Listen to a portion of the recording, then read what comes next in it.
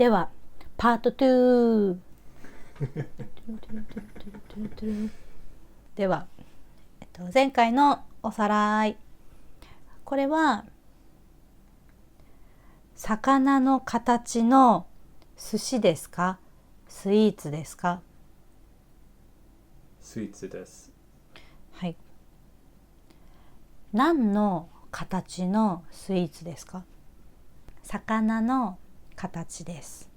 これはスイーツです。これは袋ですか？袋です。袋の中にこれが入っていました。で、私はこれを入れましたか？出しましたか？出しました。出しました。では食べましょう。イエーイ、食べられる。やっと食べられる。1時間ぐらい待ちました。そうそう、どこから食べますか？これ結構日本人の中でトピックになります。頭から、尻尾から、それとも割って食べますか？なんか、もしあなたは頭から食べたらこんな人ですとか、もし尻尾から食べたらこんな人です。じゃあ、私は割って食べます。割って食べましょう。割ります。パカーちょっと上手にできないあー、見て見て見て。はい、パカーン。割りました。割りました。クリーム、カスタードクリームが中にたくさん入っています。 OK。 じゃあ私は頭から食べましたか？いいえ。いいえ、頭から食べませんでした。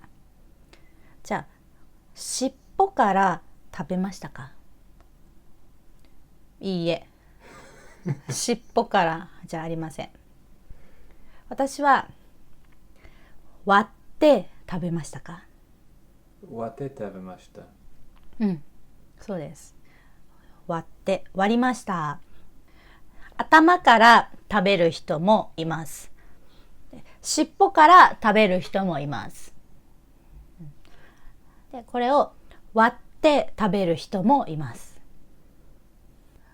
表現さんは頭から食べますか？尻尾から食べますか？割って食べますか？